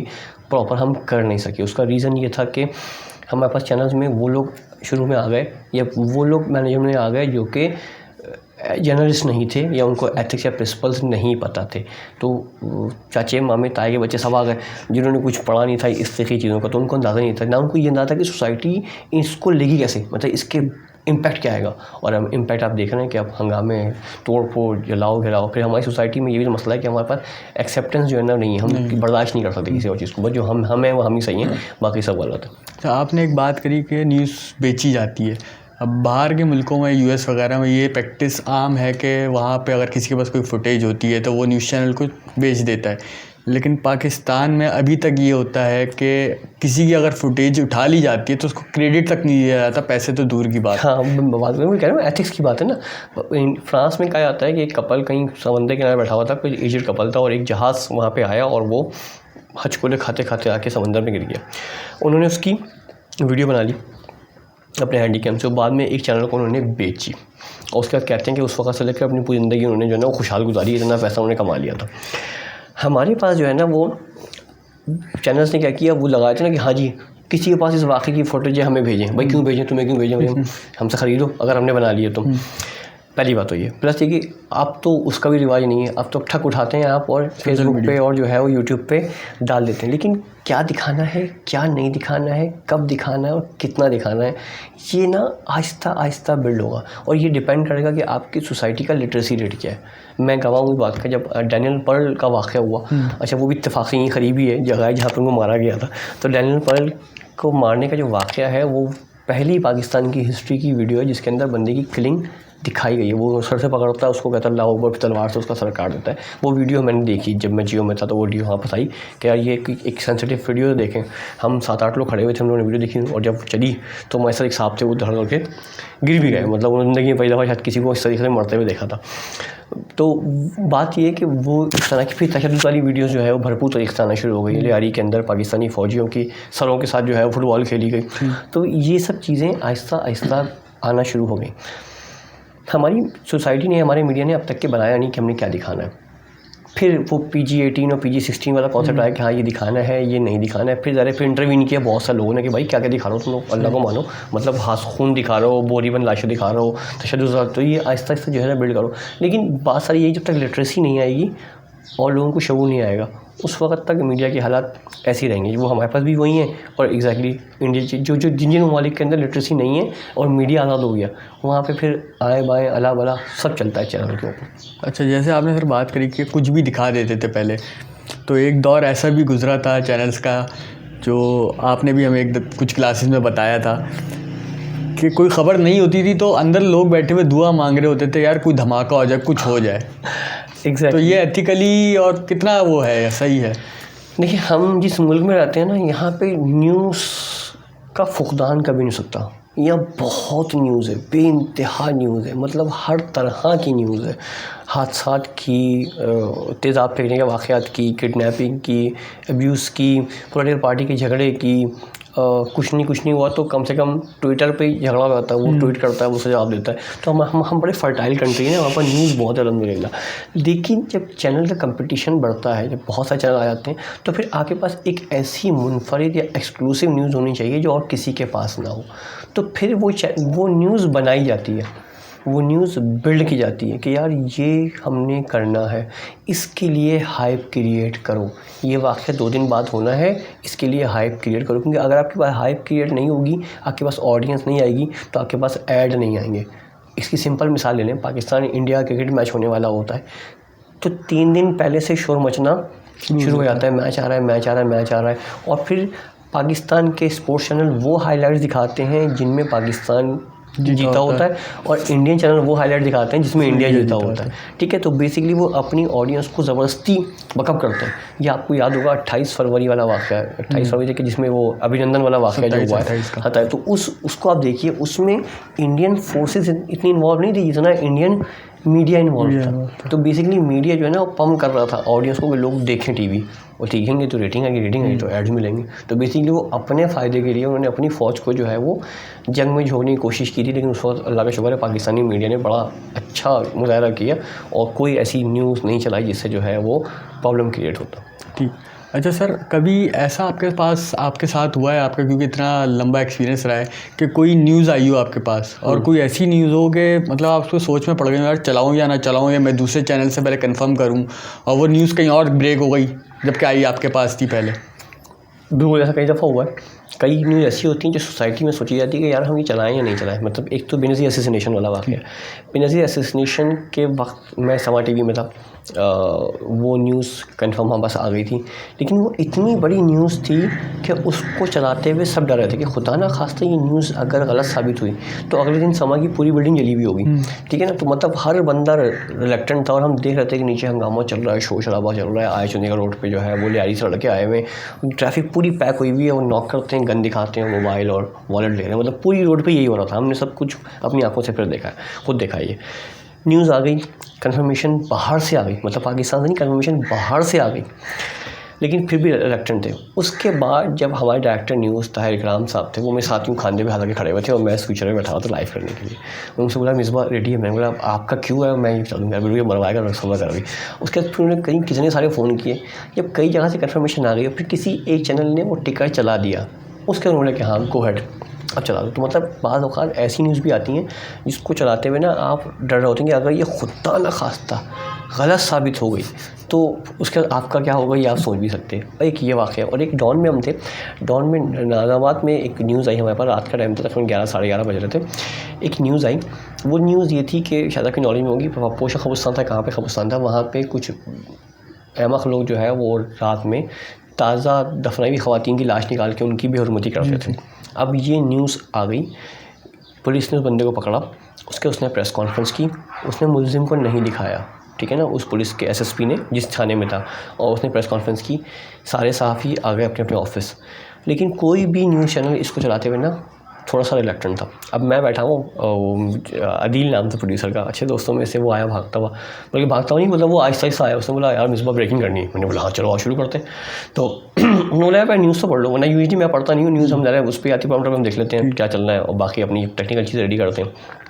जैसे मतलब यार न्यूज़ तो देख लो, उनका अच्छा कुछ खतरनाक वाली बातें उसने न्यूज़ दी, मैंने न्यूज़ ली, मैंने पढ़ी हुई, मैंने बोला यार ये क्या बदतमीज़ी है, कह यार ये न्यूज़ चलानी तो है। मैंने ठीक है, आगे हमने एंकर को भी जो आई, नासिर फ़ारूक एंकर था, नासिर के पास जो है वो नासिर मुस्तफ़ा एंकर था, नासिर के पास गई, उसने न्यूज़ पढ़ी, आई भी निकाली, माइक्रोफोन निकाला, उड़ गया, कह रहा मैं नहीं करता, किसी और से करवा लो। अबे भाई मतलब ब्रेकिंग न्यूज़ है, वरना एंकर्स कहते हैं ब्रेकिंग न्यूज़ हम करेंगे। बेसिकली जिस तरीके से पायलट लिखते हैं ना अपनी सीवी के अंदर कि हमने इतने घंटे जहाज़ चलाया, बिल्कुल इसी तरह से एंकर्स लिखते हैं कि हमने इतने घंटे लाइव किया। तो जितने ज़्यादा देर आपने लाइव किया होगा वो आपकी एक्सपीरियंस में ज़्यादा काउंट होता है। अब एक एंकर अगर न्यूज़ छोड़ के उठ रहा है कि यार मैं नहीं कर रहा भाई, किसी और से करवा लो, इसका मतलब है न्यूज़ ऐसी नहीं थी। अब वो कैसे यार मतलब की न्यूज़ चलेगी मेरे साथ, तो मतलब गलत बात है भाई, मैं तो नहीं कर रहा। खैर बड़ी मुश्किल से उसको पटाया, मैं यार कर लिया, नासिर कोई एंकर नहीं है प्लीज़ यार, अभी तो अगली बुलेटिन में तकरीबन 25 मिनट बाकी हैं, हमने करेंगे। अब हमने वो न्यूज़ लाइव नहीं की, हमने वो न्यूज़ जितनी वो न्यूज़ थी 3-4 पैराग्राफ की, उसको हमने आधा किया, आधी न्यूज़ हमने रिकॉर्ड की, ठीक है अभी इसको इतनी करता हूँ, आधी न्यूज़ रिकॉर्ड करके हमने रख ली। अब सारे चैनल इंतज़ार कर रहे हैं कोई चलाए तो हम चलाएं, कोई चलाए तो हम चलाएं। मतलब उसके बाद न्यूज़ रिकॉर्ड होने के तकरीबन 10 या 11 मिनट के बाद जियो ने एक टिकर दिया उस न्यूज़ को, उसने भी न्यूज़ नहीं चलाई, उसने एक टिकर दिया। टिकर देने के बाद फिर हमारी हिम्मत हुई, चलो यार हम न्यूज़ करते हैं। फिर हमने न्यूज़ की, उसके बाद फिर सारे चैनल जो है वो आ गए। लेकिन जो न्यूज़ की असल स्ट्रेंथ थी उसको लोगों ने 25%, 30% या 50% चलाया, क्योंकि न्यूज़ ऐसी थी कि इस पर हमें शक ये था। अच्छा पुलिस ने भी ये किया कि मुलजिम जो था उसको वहाँ से फ़ौरन गायब किया, वरना उनका ख्याल ये था कि अगर ये न्यूज़ चली उसके बाद लोग हमला करेंगे और थाने को जला देंगे। मतलब उस बंदे को चक्कर में अगर बंदा हमने हैंड ओवर नहीं किया तो ये मतलब कुछ भी हो सकता है, लिहाजा उसको उन्होंने फौरी तौर पे जो है ना वो कहीं और गायब करवा दिया। तो ये इस तरह की चीज़ें हैं जो कि जो है ना वो न्यूज़ आने पे भी आप डरते हैं कि यार ये चला दी जाए कि नहीं चला दी जाए, सोसाइटी का बिहेवियर इस न्यूज़ के बाद क्या होगा, कैसे लेंगे इसको, इसके बाद क्या नज़र आएगा, या कोई पॉलिटिकल पार्टी या कोई और आ जाएगा कि यार ये आप कैसे चला रहे हैं। तो ये थोड़े से ना मतलब न्यूज़ के मसाइल होते हैं। हमने इंटरव्यू किया था डायरेक्टर न्यूज़ आज टीवी का, तो उनसे पूछा कि यार तालिबान की जो न्यूज़ होती है आप चलाते हैं, कह यार हम सैंडविच हुए होते हैं, अगर तालिबान की न्यूज़ हम चलाते हैं तो हमें ISI या फोर्सेस कहती हैं कि यार आप ये क्यों प्रमोट कर रहे हैं, आप इनकी न्यूज़ क्यों चला रहे हैं कि उन्होंने इनको मार दिया, ये हमला कर दिया। क्या हम नहीं चलाते हैं तो तालिबान हमें फ़ोन करके कहते हैं कि अगर आपने हमारी न्यूज़ नहीं चलाई तो अगला बम ब्लास्ट आपके ऑफिस के अंदर होगा। तो हम तो फंसे हुए ना, हमें तो न्यूज़ चलानी है, हम तो फंस गए, क्योंकि हमारा काम इन्फॉर्मेशन देना। अब वो इन्फॉर्मेशन चाहे वो सही हो गलत हो या जैसी भी हो, हमने लेबर तो करनी है। वैसे आपका इतना साल का एक्सपीरियंस रहा है एज अ डायरेक्टर और प्रोड्यूसर, तो कोई ऐसा इंटरव्यू जिसमें मतलब आपको डर लग रहा हो करते हुए या बहुत एक्साइटेड हो उसके लिए? देखें, पाकिस्तान की हिस्ट्री में मुशर्रफ साहब से पहले कोई भी प्रेसिडेंट या प्राइम मिनिस्टर ऐसा नहीं था जिसने लाइव इंटरव्यू किया। उनके दौर में शौकत अजीज़ साहब जो है ना वो प्राइम मिनिस्टर थे, और वो पहले प्राइम मिनिस्टर थे जिन्होंने लाइव इंटरव्यू दिया। उससे पहले किसी ने लाइव इंटरव्यू नहीं दिया था एज ए प्राइम मिनिस्टर। उसके बाद फिर अब माशाल्लाह इमरान खान साहब ने बहुत सारे इंटरव्यू दिए, बाकी और किसी ने भी, मतलब क्योंकि जब आप लाइव इंटरव्यू देते हैं ना तो उसमें आपको शक होता है कि एंकर आपसे कुछ भी पूछ सकता है, एंकर कुछ भी पूछ सकता है। अब ज़रा लाइव में तो आप उसको रोक नहीं सकते ना, या आप घुमा फिरा नहीं सकते। तो शौकत साहब की मैं समझता हूँ कि बड़ी करेज और हिम्मत थी, या मुशर्रफ साहब की थी कि उन्होंने लाइव इंटरव्यू दिया था। तो वो मैं इंटरव्यू करने गया था prime minister of Islamabad. Nadeem Malik साहब जो है वो उसके होस्ट थे, समा की तरफ इंटरव्यू था। तो पहली दफ़ा हमने प्राइम मिनिस्टर्स हाउस में जाके इतना शानदार सेटअप लगाया, और फिर हम डर भी रहे थे और हम पे बहुत प्रेशर था कि ये पाकिस्तान की हिस्ट्री में पहला प्राइम मिनिस्टर का इंटरव्यू लाइव जाने वाला है, लिहाजा कोई भी गलती नहीं होनी चाहिए। और फिर प्राइम मिनिस्टर, अब हम अपने चैनल के अंदर, चैनल के ऑफिस में होते हैं तो वहाँ तो हमारे पास आदि होती है, हर तरह के इक्विपमेंट अवेलेबल होता है। अब वहाँ गए तो लिमिटेड इक्विपमेंट के साथ, लिमिटेड रिसोर्सेज के साथ वहाँ काम करते हैं। और फिर प्रेशर भी है कि यार लाइव का एक अपना प्रेशर होता है, और फिर प्राइम मिनिस्टर का इंटरव्यू एक अलग प्रेशर है। तो वहाँ पता है कि दुनिया, आपका ही मीडिया नहीं, इंटरनेशनल मीडिया भी आपको देख रहा होगा कि प्राइम मिनिस्टर साहब ने लाइव क्या बोला। तो वो एक बड़ा ज़बरदस्त एक्सपीरियंस रहा, और बहुत कुछ जिसमें लर्निंग रही, बड़ा सीखने को मिला। मैंने डिफरेंट तरह की कंपोजिशन के फ्रेम लिए, यहाँ तक कि उस इंटरव्यू के बाद मुझे इस्लामाबाद के चैनल ने ऑफ़र की कि यार आप ना जाएं, आप जो है इस्लामाबाद में रुक जाएं जिस तरह के आप काम कर रहे हैं। लेकिन वो मुनासिब नहीं था, मतलब हम कराची वाले आराम से कहीं और एडजस्ट हो नहीं सकते। सही। अच्छा, जो हमारे शो प्रोग्राम्स होते हैं जितने भी, उनकी जो TRP और रेटिंग आती है वो किस हद तक मुस्तनद होती है? अरे यार ये बड़ा मज़े का सवाल है। TRP एक ना बहुत बड़ा झगड़ा है। TRP एक बहुत बड़ा झगड़ा है कि TRP है क्या। सही। TRP बनी क्यों थी, उसके पीछे फ़लसफ़ा क्या है। रेटिंग पॉइंट ये बताती है कि आपने चैनल देखा, कितनी देर देखा, कितने लोगों ने देखा। अमेरिका के अंदर तकरीबन 1.5 लाख रेटिंग मीटर लगे हुए हैं जो नोट कर रहे होते हैं कि रेटिंग क्या होती है। पाकिस्तान में जो मीटर लगे हुए हैं वो पाकिस्तान की परसेंटेज का, population, channel number of TV की परसेंटेज का 1% भी नहीं है। सैंपल जो लिया जाता है स्टैंडर्ड है वो 1% तो होना ही चाहिए। मतलब 100 में से एक बंदे से एटलीस्ट आपने पूछना है, 500 लोगों तो 5 लोगों से पूछना है आपने, 1000 लोगों 10 लोगों से पूछना है आपने। लेकिन जो पाकिस्तान में रेटिंग मीटर लगे हुए हैं वो 1% से भी कम लगे हुए हैं, नंबर 1। नंबर 2, उसमें से जो लगे हुए हैं वो लगे हुए हैं ज़्यादातर अर्बन एरियाज़ में, रूरल में लगे हुए नहीं है। प्लस अर्बन के अंदर भी कुछ सिटीज़ हैं, कराची है, इस्लामाबाद है, पिंडी है, हैदराबाद है, लाहौर है, वहाँ लगे हुए। बलूचिस्तान में कोई मीटर लगा हुआ नहीं। बाकी पाकिस्तान की लैंड साइज़ का 55% बलूचिस्तान है, और बलूचिस्तान में 1 मीटर लगा हुआ नहीं है। ठीक है। और फिर जो मीटर लगे हुए हैं उनमें से मसला ये है कि कुछ लगे हुए हैं, 40% लगे हुए हैं डोमेस्टिक के पास, और 60% लगे हुए हैं कमर्शियल कस्टमर के पास। कमर्शियल कस्टमर से बात ये कि पिज़्ज़ा हट वाला हो गया, डंकिन डोनट्स वाला हो गया, या कोई और होटल वाला हो गया। तो आप और हम जब भी कभी रेस्टोरेंट जाते हैं, कभी हमने आज तक रिमोट लेके चैनल चेंज किया, कभी चेंज नहीं किया। तो जो लगा हुआ है वो लगा हुआ है, वो अपनी वजह से लगा रहा है, उसको किसी ने फंडिंग की हुई है या अपना इंटरेस्ट लेके लगा रहा है, वो अलग चीज़ है। नतीजे में यहाँ पर जो रेटिंग आ रही है वो एक्चुअल नहीं है। अच्छा, रेटिंग डिजिटल मीडिया का सबसे बड़ा मसला या रेटिंग का बड़ा मसला ये कि वो आप आर्टिफिशियली क्रिएट कर भी सकते हो।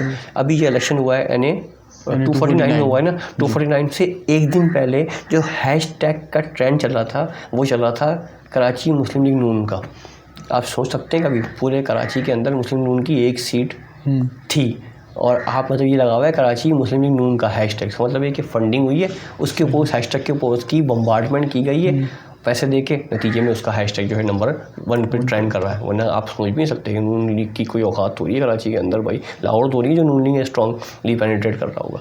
तो डिजिटल मीडिया के साथ भी ऐसा ही है, आपकी रेटिंग जो आ रही होती है वो जिनके पास मीटर लगे हुए हैं अगर उनका डाटा को मिल जाता है, आप उनके साथ ले दे करके कुछ सेटिंग करके जो है वो ट्रैकिंग करवा देते हैं। और जो चैनल्स बड़े बड़े अखबार में ऐड देते हैं ना कि हम नंबर 1 पे आए, उसके नीचे एक लाइन लिखी हुई होती है कि पूरे हफ्ते में 1 घंटा नंबर 1 पे आए, और वो उसी का ग्राफ दिखा रहे होते हैं। वो पूरे हफ्ते में वो 7वें-8वें नंबर पे होते हैं वो, लेकिन वो जो जिस 1 घंटे में वो टॉप पे आए हुए होते हैं वो सिर्फ उसकी रेटिंग शो करता है। तो बेसिकली जो रेटिंग का शो मचाया जाता है वो फेक है और आवाम को पता भी नहीं है, वो उस पर रिलाई करते हैं। और जो ऐड देने वाले होते हैं वो फिर प्रॉपर स्टडी करके आके हाँ जी इसकी रेटिंग आ रही है, इस पर देना चाहिए। और वैसे भी अब जो रेटिंग है, मैं राती समझता हूँ कि जो यूट्यूब की रेटिंग है या स्ट्रीमिंग की रेटिंग है वो उस पर ऐड होनी चाहिए। मतलब मैं तो टीवी नहीं देखता, मतलब आपका टाइम ही नहीं है, हम टीवी कब देखते हैं, हम तो स्ट्रीम में देख लेते हैं। बाद में या मेरे किसी दोस्त का पैकेज चल रहा होता है या कोई न्यूज़ होती है, वो फिर फ़ोन करके पूछता है कि यार मेरी न्यूज़ चली है, मैं तुम्हें लिंक भेज रहा हूँ, तो वो तो हम चलने के 6 घंटे बाद 8 घंटे बाद या नेक्स्ट डे देख पाते हैं। जबकि यूट्यूब की अच्छी खासी जो है वो रेटिंग आती है या स्ट्रीमिंग की अच्छी खासी, तो वो रेटिंग भी उस वाली रेटिंग में ऐड होना चाहिए, तो शायद एक्चुअल डाटा हमारे सामने नज़र आ जाए। मैं एग्जांपल कोट करूँगा ताबिश को, ताबिश डिजिटल मीडिया पे है इस वक्त, सोशल मीडिया पे है, मेन स्ट्रीम मीडिया पे नहीं है, लेकिन ताबिश की जो रेटिंग आती है या उसकी जो ऑडियंस है कितनी गैर मामूली है। आप मतलब इतना बड़ा सेक्टर उसको देख रहा है और आप उसको जो है वो मेन स्ट्रीम मीडिया में कहते हैं यार इसकी तो रेटिंग ही नहीं आती। या जो वो गंजी सहवाग जिन्होंने देखा वो भी मेन स्ट्रीम मीडिया के नहीं थे, लेकिन उनको दुनिया जानती है, क्योंकि ये बताते थे बात का कि डिजिटल मीडिया ज़्यादा स्ट्रॉन्ग है as compare to conventional media. कभी कभी तो ऐसा भी होता है मेरे साथ कि 3-4 बजे जैसे कोई वाक़या अगर दिन में हुआ है, वो ये देखनी है खबरें, तो 4 बजे में लगाता तो 28,000 लोग लाइव उस वक्त हुए होते हैं एयरवाई पे या जियो पे। एग्जैक्टली बहुत बड़ा फैक्टर है। मतलब आप फिर आपको कोट करूँगा, ये जो मतीरा का इंटरव्यू किया है इसने, आपको अंदाज़ा है कितने लोगों ने देखा होगा? विद इन 48 आवर्स जो है 1 या 2.5 मिलियन लोग इसको देख चुके थे। तो टीवी की रेटिंग कहाँ है इतनी?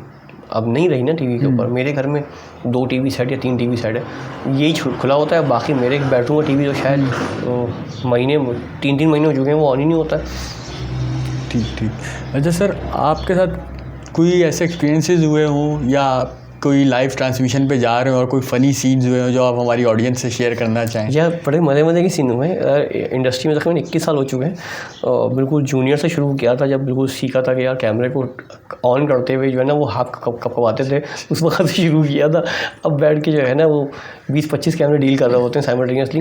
तो उस दौरान बड़े दिलचस्प वाक़यात हुए। CNBC पाकिस्तान में ना हमारे पास न्यूज़ हो रही थी, उसमें स्टील की टेबल थी बहुत बड़ी जहाज़ी टाइप की, और साथ में जो है उसमें इलेक्ट्रिक जो है वो वायर गुजरा था, उसमें लाइट्स लगी हुई थी। एक न्यूज़ के दौरान जो है वो वायर कहीं से डैमेज हो गया और उस स्टील की पूरी टेबल में जो है वो करंट आ गया। और न्यूज़ एंकर जो बैठी हुई थी, उन्होंने जब हाथ रखा तो उनको करंट लगा, तो उसको झटका लगा। जैसे ही को पैकेज चला तो उन्होंने इशारा किया कि माइक्रोफोन ऑन करो, तो हमने उनका PFL ऑन करके पूछा क्या हो, समझा टेबल में करंट आ रहा है। अब न्यूज़ चल रही है, सिंगल एंकर है और 2 या 3 मिनट बाकी रह गए। अब आप क्या कर सकते हैं?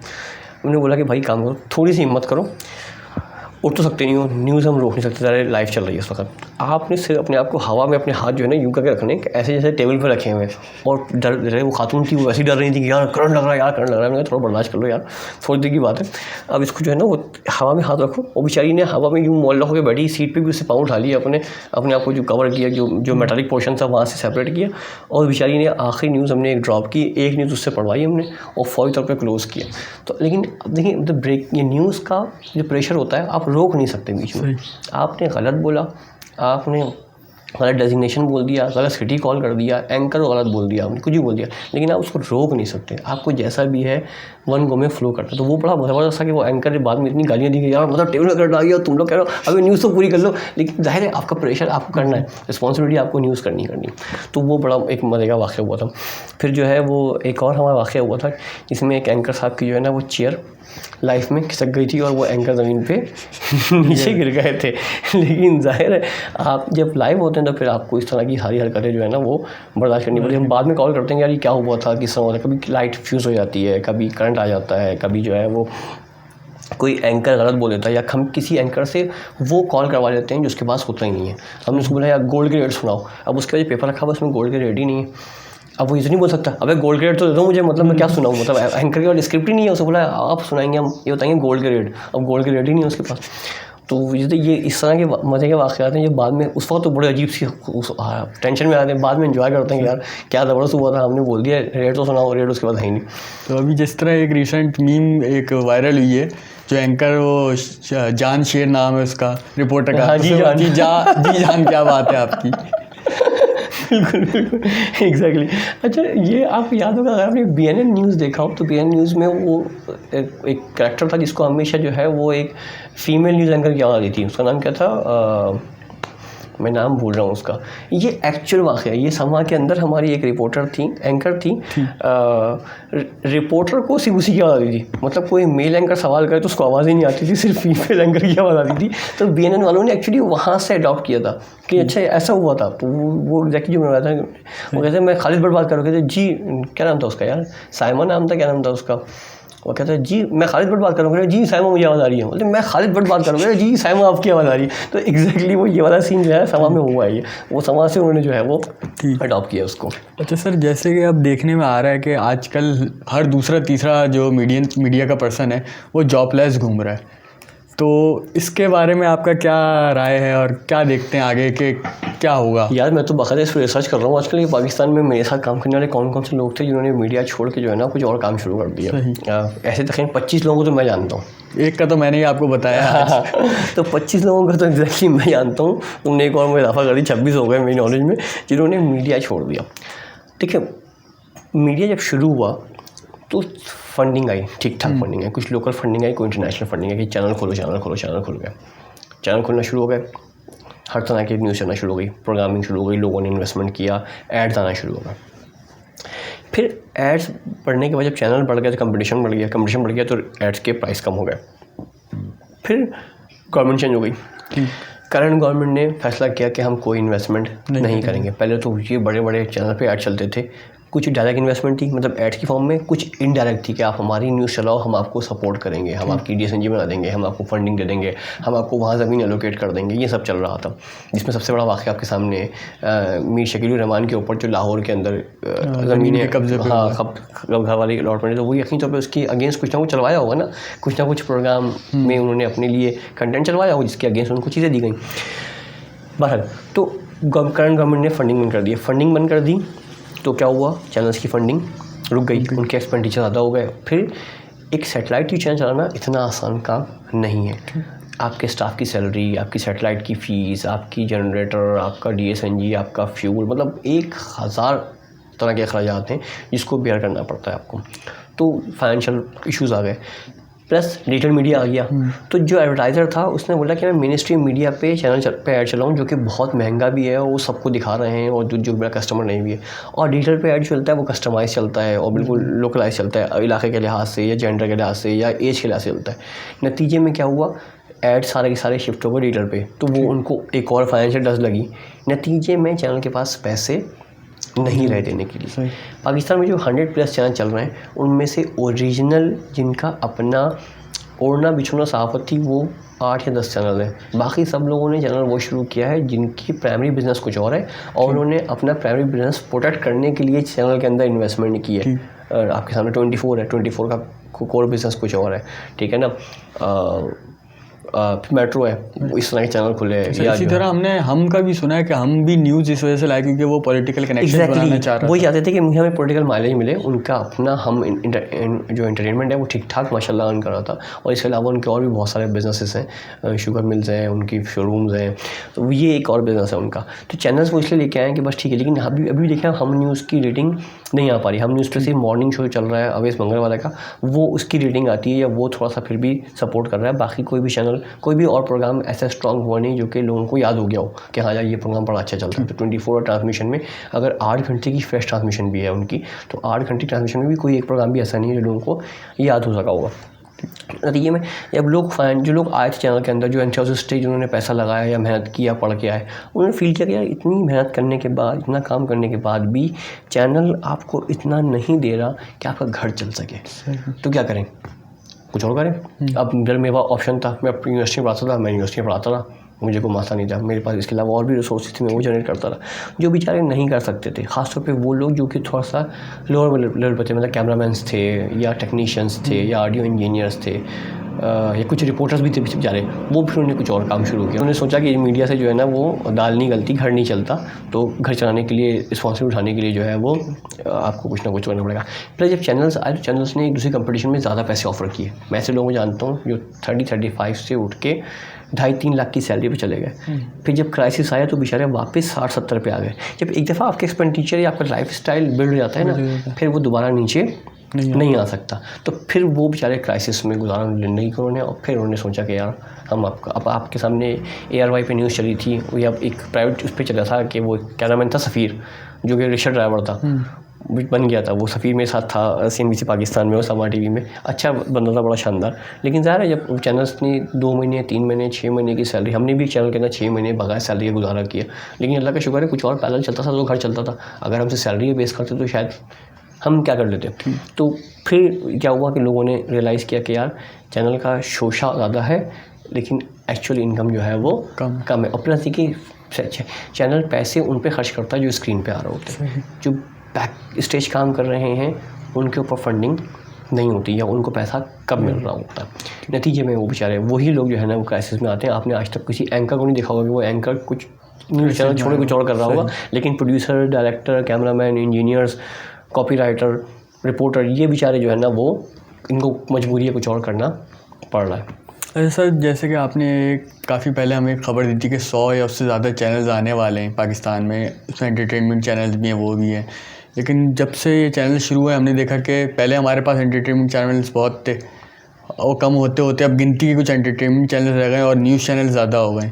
तो ये एंटरटेनमेंट चैनल्स की कमी क्यों हो रही है पाकिस्तान में? ये एक रिसर्च के मुताबिक पाकिस्तान कौम वो वाहिद कौम है जिसकी यूथ जो है ना वो न्यूज़ चैनल देखती है वरना दुनिया भर में यूथ जो है वो स्पोर्ट्स एंटरटेनमेंट देखती है। हमारे पास असल में न्यूज़ में एंटरटेनमेंट होती है ना, इस वजह हम लोग न्यूज़ देख लेते हैं। तो जो पाकिस्तान में एंटरटेनमेंट, अच्छा प्लस ठीक है, इसके पीछे ना रीज़न ये है, एंटरटेनमेंट पे बहुत सी जगहों पर रिस्ट्रिक्शन रही।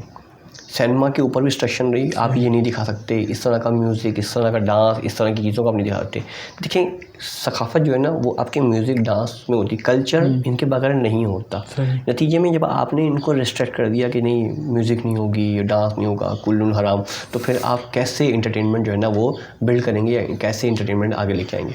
नतीजे में ये हुआ कि लोगों ने एंटरटेनमेंट पे कम फंडिंग की और न्यूज़ पे ज़्यादा फंडिंग की, क्योंकि न्यूज़ में फ़ंड्स कहीं और से भी आ रहे थे, पॉलिटिकल माइलेज भी मिल रहा था, सपोर्ट भी मिल रही थी, लिहाजा न्यूज़ पे ज़्यादा इन्वेस्टमेंट की गई, एंटरटेनमेंट पे नहीं की गई। और उसका नतीजा देख लिया कि हमारे पास कौम जो है वो दहशतगर्दी और हंगामा आ रही है और पॉलिटिकल एग्जैक्टली, और वो एंटरटेनमेंट की तरफ कम गई। जिन ममालिक में एंटरटेनमेंट, म्यूज़िक, कल्चर इस सारी चीज़ें होती हैं वो वहाँ पे होता है। हम आज भी नापा को बुरा भला बोलते हैं, डांस सिखा रहे हैं, डांस पढ़ा रहे हैं और म्यूज़िक नहीं पढ़ा रहे हैं, जबकि मैं बतौर एक बताए अपेरेंटली एक मौलवी मैं कहता हूँ कि यार म्यूज़िक, डांस, कल्चर का पार्ट होता है, ये आपकी नेशन को बिल्ड करता है, ये बाइंडिंग फोर्स होती है। न्यूज़ थोड़ी बाइंडिंग फोर्स होती है, न्यूज़ तो फसाद इकट्ठा करती है, फसाद लेके आती है। तो ये जब तक आप कल्चर को स्ट्रॉन्ग करने के लिए आपको एंटरटेनमेंट साइड पे काम करना पड़ेगा। पाकिस्तान में सिनेमा कितने रह गए, बीच में सिनेमा इंडस्ट्री बिल्कुल तबाह हो गई। आप कराची से उठा के लाहौर ले गए सिनेमा इंडस्ट्री, फिर एक ख़ास कदम के आपने गुज्जरों को प्रमोट किया कि मूवी बनती थी फलां गुज्जर फलां गुज्जर फलां गुज्जर, मतलब आपकी सारी मूवी बन रही पंजाबी के अंदर, या आप पंजाबी ज़बान सपोर्ट कर रहे हैं, उर्दू कल्चर कम हो गया, पश्तो कम हो गया, फिर पढ़े लिखे लोग नहीं रहे इंडस्ट्री के अंदर। अब कुछ लोग आए जिन्होंने थोड़ा सा काम किया, लेकिन अभी भी आपको टाइम लगेगा। प्लस ठीक है यहाँ पास डिग्रीज़ नहीं थी, अब आप लोग माशाल्लाह पढ़ रहे हैं और लोग पढ़ रहे हैं, तो जो मीडिया पढ़ रहे हैं वो थोड़े से उनको थ्योरी समझ में आती है, उनको फ़लसफ़ा समझ में आता है, उनको मैथड समझ में आता है कि यार हम वाया एंटरटेनमेंट, वाया मूवी क्या बिल्ड कर सकते हैं, तो फिर उस पर काम हो रहा है। अब जो उम्मीद है कि अगले 5 साल के अंदर पाकिस्तान की जो फिल्म इंडस्ट्री है, ये जो पाकिस्तान का इलेक्ट्रॉनिक मीडिया, रीडर मीडिया वो बड़ा स्ट्रॉन्ग जाएगा। अगर आपने लाल कबूतर देखा हो या आपने चुड़ैल देखी हो, तो ये वो चीज़ें हैं जिसने बिल्ड किया है कि अच्छा वो पाकिस्तान में इस तरह का टैलेंट भी है, पाकिस्तान में इस तरह काम हो सकता है। तो जो उम्मीद है कि इंशाल्लाह 5 साल के बाद जो है वो पाकिस्तान की जो एंटरटेनमेंट इंडस्ट्री है वो बहुत डिफरेंट होगी, वो बहुत बेहतर आउटकम दे रही होगी। ठीक। अच्छा सर, जैसे कि अब जाते जाते हम, क्योंकि काफ़ी हमने बातें कर ली, बहुत कुछ जान लिया आपसे। अब जैसे कि इंडिया में जो कोविड का जो चल रहा है सारी चीज़ें, कि इतने लोगों की वफ़ात हो रही है वहाँ पे और बहुत सारे केसेस आ रहे हैं, आप हमारे व्यूअर्स के लिए और कोविड के कुछ SOPs पे इन्फोर्स करवाएं कि हमारे व्यूअर्स भी इसको फॉलो करें? लेकिन कोविड जो है वो इसके पीछे बताया थ्योरी बड़ी अच्छी कॉन्स्पिरेसी और बड़े सारे मसाइल हैं। इंडिया में कोविड क्यों फैला, पहले तो इसको समझने की कोशिश करें। इंडिया में कोविड अभी रिसेंटली 2 इनके रिलीजियस इवेंट हुए। इनका एक इवेंट वो होता है जिसमें सारे जाके गंगा और यमुना के अंदर डूब के नहा के आए, तो पानी के ज़रिए वो जरासीम फैला है और ज़ाहिर उसके बाद वो लोग निकले हैं और फिर वो सारे शहरों में गए, नतीजे में पूरे इंडिया में वो फैल गया।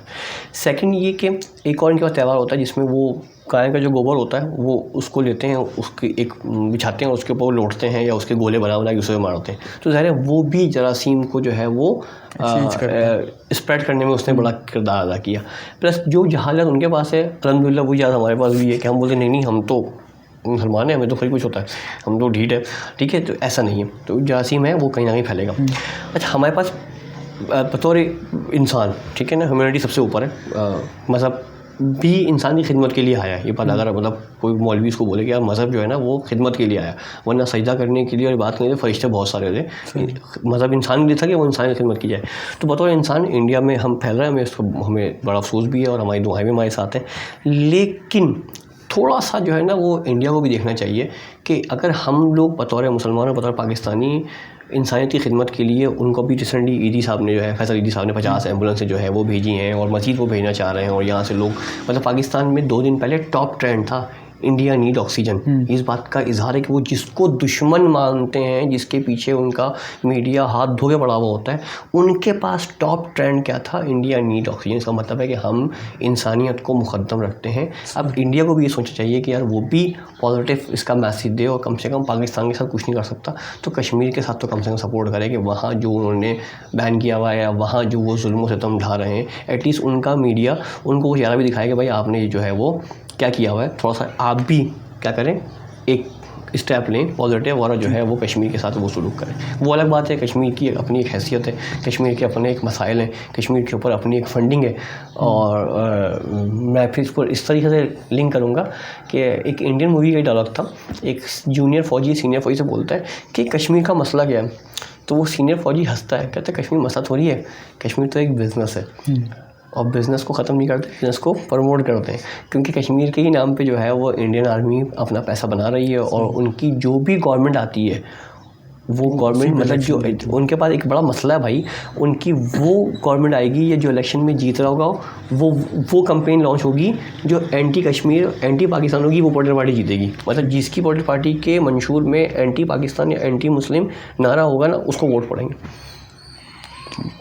तो ये थोड़ी सी ना समझने वाली बात है कि अगर उनकी आवाम में इतना शऊर बेदार हो जाए और वो इस मीडिया की इस चाल को समझें, तो एक्चुअल जो इंडियन है ना, जो आम हमारी तरह का इंडियन है, उसको इससे कोई सरोकार नहीं है कि कश्मीर हमें मिले या नहीं मिले। वो उसकी अपनी मसाइल वही वाले जो हमारे वाले हैं, आटा चीनी दाल चीनी और क्या बोलते हैं गैस बिजली, वो भी उन्हीं मसाइल का शिकार। एग्जैक्टली, जो अल्हम्दुलिल्लाह 70 साल से नहीं मिला और मिलना भी नहीं है हमें, क्योंकि अगर 70 साल से मिलना होता तो मिल चुका होता। वो उसी नारे को उन्होंने जो है ना वो बेस बना के ये कुछ और लंबी उसी बहस हो जाएगी, लेकिन मतलब कि जो बुनियादी मसाइल है वो भी उनके वही मसाइल है। और वो भी चाहता है कि भाई कश्मीर छोड़ो, बाकी चीज़ें छोड़ो यार, हमें कम से कम बेसिक चीज़ें रिकॉर्ड करो, एक हम अच्छी ज़िंदगी गुजार सकें। तो ये बेसिकली कश्मीर या एंटी पाकिस्तान प्रोपेगेंडा उनकी गवर्नमेंट या उनकी फोर्सेस पॉलिटिकल पार्टीज़ का एजेंडा है। आम इंडियन को इससे कोई सरोकार नहीं, वो बेचारा अपनी तरह परेशान है, हमारी तरह वो भी अच्छी ज़िंदगी गुजारना चाहता है। सर आपका बहुत बहुत शुक्रिया कि आपने हमारे लिए इतना कीमती टाइम निकाला अपना, और मुझे उम्मीद है कि हमारे व्यूअर्स को भी आज का हमारा जो शो है उसमें बहुत कुछ जानने को मिला होगा, बहुत कुछ सीखने को मिला होगा और बहुत सी अंदर की बातें आपको पता चली होंगी। इसी तरह हमें सपोर्ट करें, लाइक करें, सब्सक्राइब करें, कमेंट करके ज़रूर बताएं कि आपको हमारा शो कैसा लगा। Thank you so much. मैं हूँ आपका होस्ट राहिल हफीज़, आप देख रहे हैं एनसाइक्लोमीडिया हब।